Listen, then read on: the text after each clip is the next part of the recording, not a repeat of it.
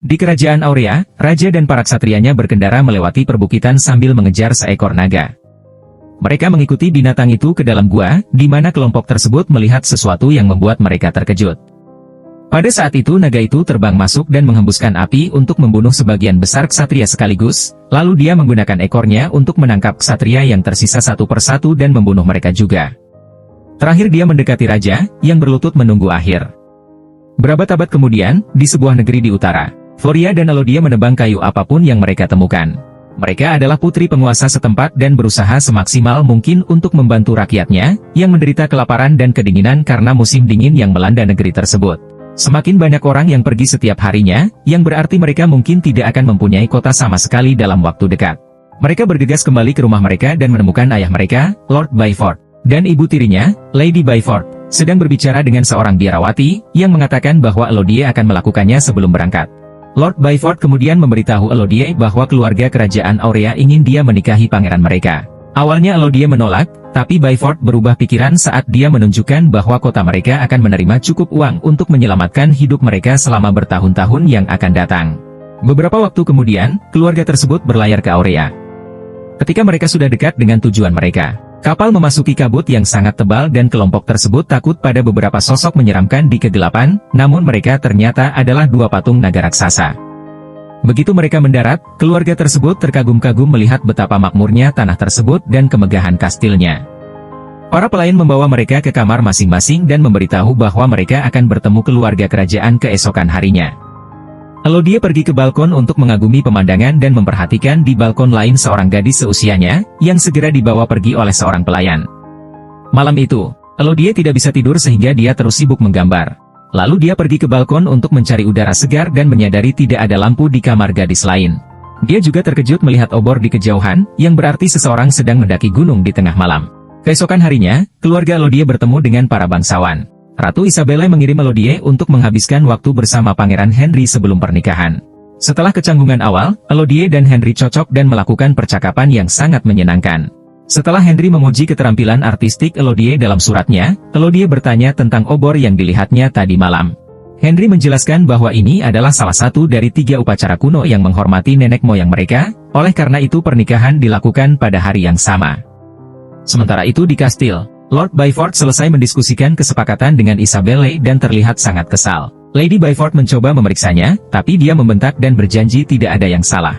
Setelah itu Lady Byford mencoba mengobrol dengan Isabella, yang tidak menyukainya. Saat Lady Byford menjelaskan bahwa menurutnya keluarga-keluarga tersebut harus bersatu dan akur, Isabella berkata bahwa ini hanyalah transaksi yang muncul karena kebutuhan. Dia membutuhkan seorang putri dan tanah Byford membutuhkan uang. Dia juga mengingatkan Byford bahwa dia adalah putri seorang pembuat tali. Jadi dia tidak boleh melupakan posisinya. Lady Byford menyadari bahwa Isabella salah menyebut nama Alodia dan mencoba mengoreksinya. Namun Isabella tidak peduli dan pergi. Sore harinya, Lady Byford yang khawatir pergi memberitahu Alodia bahwa ada sesuatu yang mencurigakan, jadi menurutnya pernikahannya harus dibatalkan. Namun sebelum mereka dapat berdiskusi lebih lanjut, Lord Byford muncul dan menyuruh semua orang tidur. Keesokan paginya, para pelayan membantu Alodia bersiap-siap untuk upacaranya. Dia diberi gaun cantik yang dilengkapi dengan belati tumpul dan diffuser dengan parfum. Pernikahannya berjalan lancar. Henry dan Alodia bertukar cincin, berbagi ciuman, dan Alodia diberikan mahkotanya sendiri. Setelah itu Alodia mengucapkan selamat tinggal kepada keluarganya dan naik kereta bersama Henry, yang menjelaskan bahwa mereka akan mengikuti upacara kuno di gunung. Mereka menaiki tangga berbatu dan Alodia terkejut menemukan sekelompok orang mengenakan topeng emas yang menyeramkan, belum lagi Isabella berpakaian seperti biarawati. Ratu memberi Alodia koin yang menyatakan bahwa dia akan membantu melindungi kerajaan, lalu mereka masuk ke dalam saat Isabella berbagi cerita. Ketika nenek moyang mereka tiba di pulau ini, mereka menemukan seekor naga tinggal di sana sebagai naga terakhir dari jenisnya. Naga itu menyerang desa itu segera setelah ia melihat manusia sudah menetap, maka raja mengumpulkan prajuritnya dan mencoba melawan binatang itu. Namun naga itu membunuh semua orang kecuali raja, yang harus menyerahkan ketiga putrinya agar pulau itu bisa dibagi. Saat dia mendengarkan ceritanya, Alodia memperhatikan bagaimana semua orang menatapnya dengan tatapan menyeramkan dan fakta bahwa mereka sedang melintasi jembatan berbahaya di atas jurang. Kemudian Isabella menjelaskan bahwa pengorbanan raja adalah apa yang mereka rayakan setiap generasi sebelum memotong tangan Henry dan Alodia.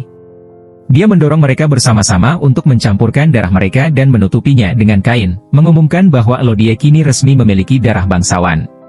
Selanjutnya Elodie melempar koin tersebut ke dalam jurang, mengira ini adalah akhir dari ritualnya. Henry mengangkatnya untuk membawanya melewati jembatan, namun tiba-tiba meminta maaf dan melemparkannya ke dalam jurang juga. Sambil berteriak sambil terjatuh, Elodie sarapan siang hingga ia mendarat di genangan lumpur dan pingsan. Dia terbangun beberapa saat kemudian dengan berbagai luka memar di tubuhnya, namun dia masih berdiri dan mulai berteriak minta tolong. Tidak ada seorang pun yang tersisa di jembatan, namun suaranya membangunkan naga yang tersembunyi jauh di dalam gua. Kemudian Elodie menangis saat keputusasaannya berubah menjadi amarah dan dia merobek perhiasan mewahnya sebelum mencoba keluar. Sayangnya dia terjatuh lagi dan mengalami cedera lagi. Pada saat itu dia melihat perhiasan lain yang bukan miliknya dan menyadari bahwa para bangsawan telah mengorbankan gadis-gadisnya kepada sang naga selama bertahun-tahun.